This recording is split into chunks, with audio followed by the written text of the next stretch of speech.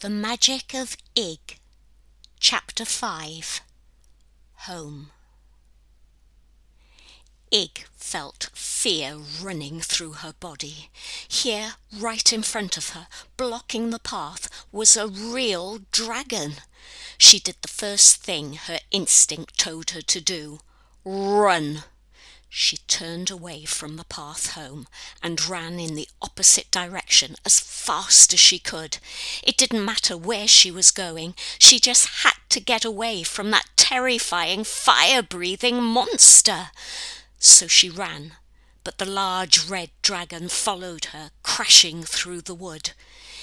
Ig began to get out of breath, and all sorts of thoughts flew through her head. This was the end. The dragon would eat her. She was getting further from home and would never find her way back. What sort of friend was Stickman to leave her in this situation? How could she get away? She would never get away. She began to stumble along the path, and the dragon began to roar behind her, when something strange happened. A tree stuck its foot out. It was one of its roots, actually, and it was a very deliberate action. Poor Ig tripped over it and fell to the ground. "Sorry," said the tree. "Had to be done before you hurt yourself even more." "Well, thanks for nothing," thought Ig, as the huge dragon towered over her, setting fire with his breath to a bush at her side. Ig screamed, "No! No, please! Please don't set fire to me! Please!" "Oh, for goodness sake! Just blow on the bush and put the fire out," said the tree in a tone of disgust. "If Dragon was going to hurt you, he would have done so ages ago. He could have caught you in a millisecond, or flown over your head, or blown fire at you and scorched you to death immediately. But he didn't. Does he look like he wants to hurt you?" Dragon was now led at her feet, and he put out his long tongue and licked a little cut on her leg. Ig held her breath.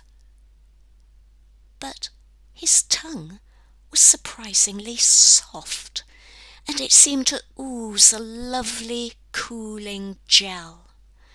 How was she supposed to know he wasn't going to hurt her? You saw him and just assumed he was going to hurt you. You saw the picture like the slip-away tree and filled it in with all that you thought you knew about dragons. Stickman told you, forget everything you think you know. That means don't make assumptions either. Ig was still frozen between terror and relief. "Did you speak to him?" demanded the tree. "Did you ask him anything? Do you know how many times he has had to put up with this? People running away from him, judging him as bad, when he's as gentle as anything. All he wants is to be friends, and people are scared of him before he can do or say anything. You felt fear and ran. Wizards face their fears, and more often than not find there is nothing in them, nothing to be afraid of at all." Ig couldn't take any more. She had been terrified, and now she was being given a telling off. She burst into tears, and to her astonishment, Dragon did too. The tree sighed and bent down over them, wiping their tears away with her soft green leaves. Now, that's it. Let it all go. Cry all those hurts away." Before Ig knew it, dragon had put his wings around her, and he was gently caressing her. And strange though it was at first, she began to feel safe, safe enough to close her eyes and eventually fall asleep, exhausted. When she awoke, it seemed to be early morning, with a fresh dew on the ground. But Ig was warm and dry, snuggled between the dragon's wings. She remembered the night before. She couldn't help it. Her first instinct was still to run. But she looked the dragon straight in the face and said, "Hello." He nodded his head, and his mouth appeared to smile. "He can't talk human talk," said the tree. "He talks in pictures in your head." Dragon smiled again. Ig felt ashamed. How could she have judged Dragon to be dangerous? It was strange how things you thought were bad could turn out to be good, and sometimes things you thought were good turned out to be bad. Good was bad, bad was good. What a topsy-turvy world. Better not to judge or label anything at all, she thought. That should be a law of the wizards. Yay! With that, the entire wood burst into life. Singing, dancing trees, humming, flying birds. Dragon got up and did a little jig, and right next to her, Stickman appeared. "Well done! Well done!" he shouted.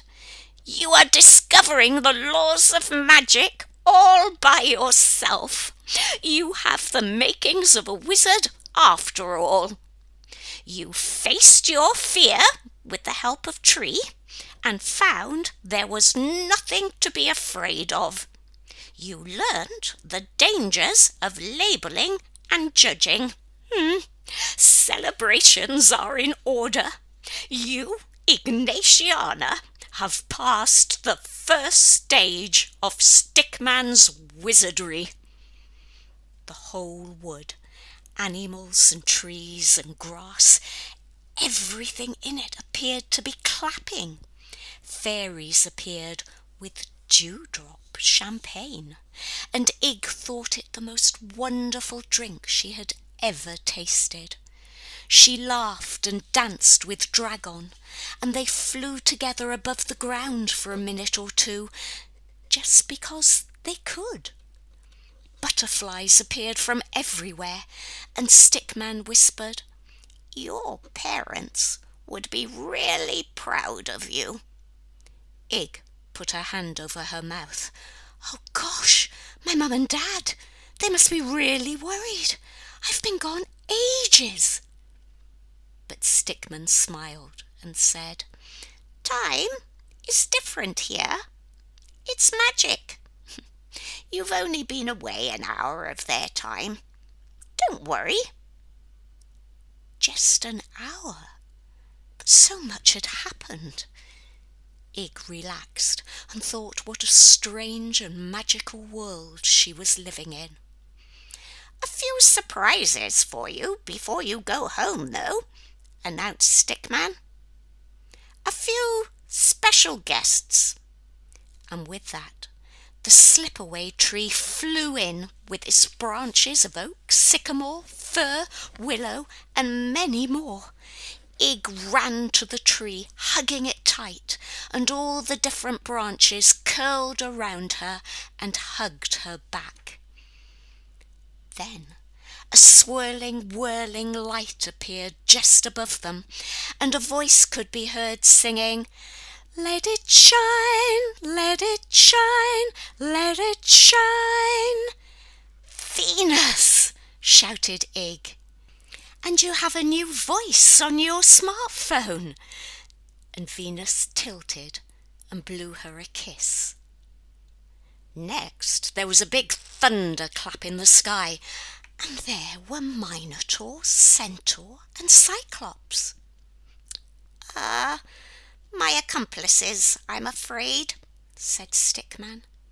"When you declare you want to be magic, life presents you with all you need." "Well, that was a surprise," said Ig. The three creatures bowed to her quite solemnly, and she bowed back, happily taking another glass of dewdrop champagne. She stole a look at Dragon and wondered why he was called Dragon instead of Dragon. "That's another story," whispered Stickman, "for another day.